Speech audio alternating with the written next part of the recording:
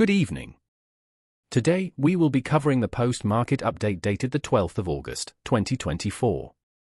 In the highly volatile market, the Indian benchmark indices ended marginally lower with Nifty below 24,350 after US-based Hindenburg Research raised allegations against capital market regulator SEBI's chairperson. Market regulator SEBI, its chair Madhabi Puri Butch and her husband Dhaval Butch have denied the allegations leveled in the Hindenburg report. SEBI has also confirmed that the chairperson had made proper disclosures at all times.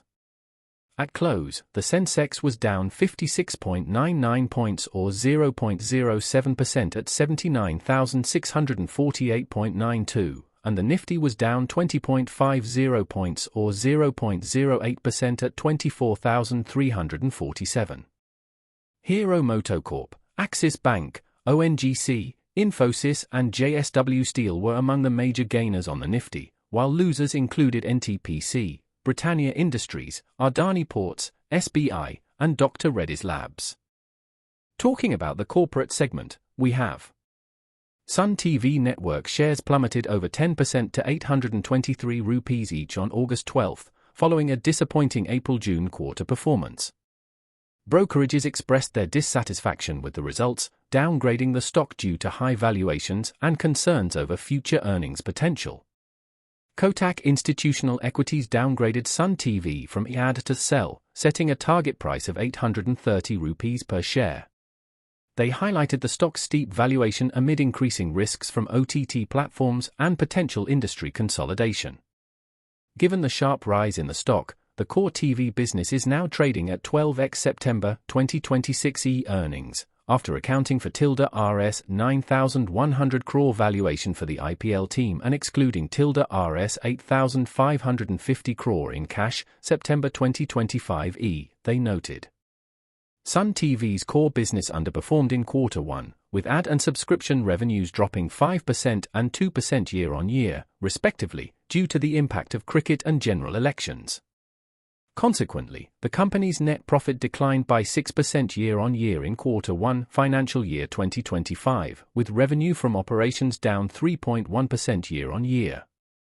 On the operational front, the company's EBITDA fell 9.9% year-on-year in Q1 financial year 2025, with EBITDA margin shrinking sharply by 430 basis points year-on-year to 54.8%. Despite these challenges, Sun TV shares have risen over 15% this year, outperforming the Nifty 50's 12% gain during the same period. Shares of SUZLON Energy hit 5% upper circuit to scale a multi-year high of 80.36 rupees on NSE on August 12. The multi-bagger stock, which crossed the market capitalization milestone of 1 rupee lakh crore last week, has clocked returns of 47% in just the last 1 month. The stock is trading at its highest level since March 2010. SUZLON shares are trading higher for a fourth straight session after the global renewable energy solutions provider executed definitive agreements for the acquisition of a 76% stake in Renom Energy Services Private Limited, in 2 tranches, from the Sanjay Godawat Group. Note that Morgan Stanley has issued an overweight call on SUZLON, with a target price of 73.4 rupees per share, which has been surpassed already. According to the international brokerage, the acquisition of Renom Energy Services marks a strategic entry into the multi-brand operations and maintenance services sector.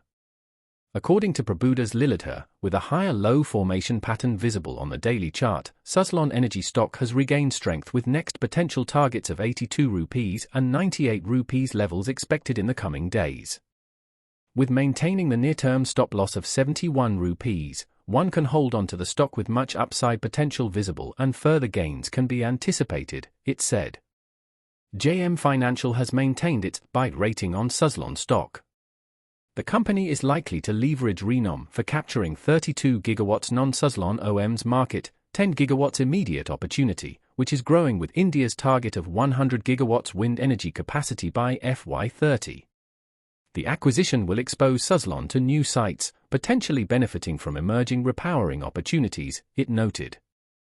We believe the acquisition represents a strategic move by SUZLON, enhancing its capabilities, expanding its market presence, and creating value, the brokerage said. Shares of Bharat Dynamics Limited, BDL, fell as much as 6% on August 12 after the company's fiscal first quarter net profit fell 83% year-on-year to 7.2 rupees crore.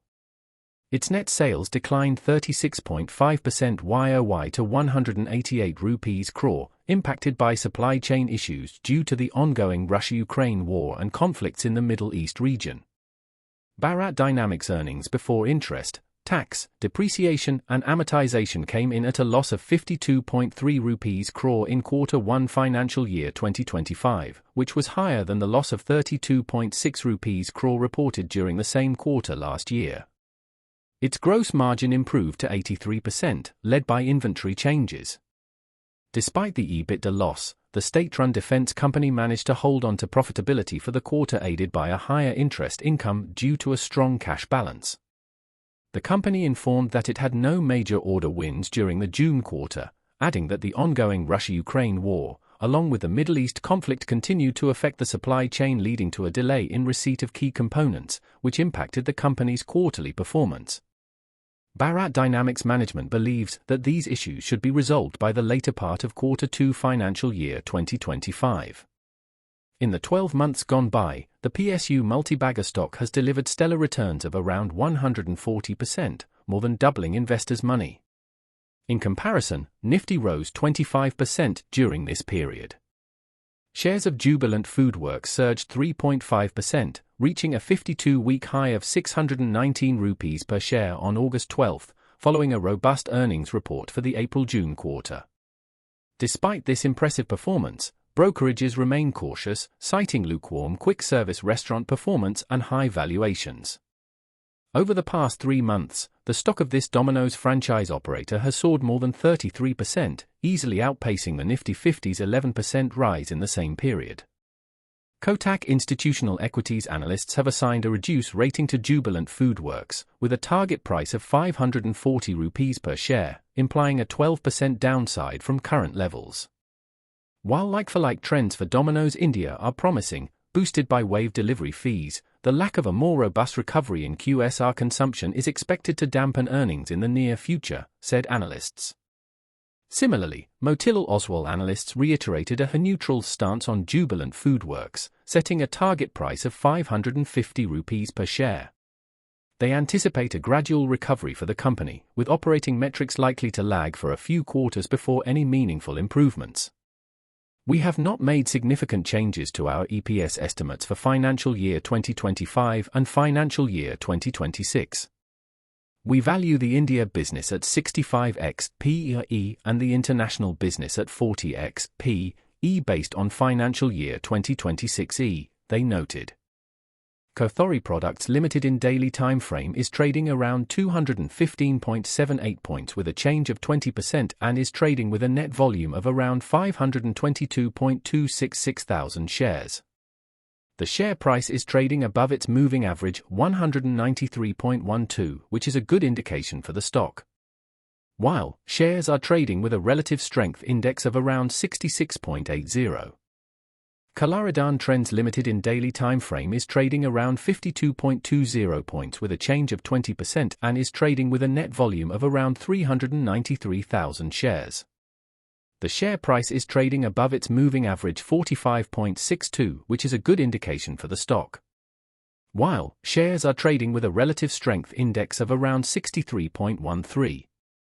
Panacea Biotech Limited in daily time frame is trading around 161.17 points with a change of 20% and is trading with a net volume of around 3.466 million shares.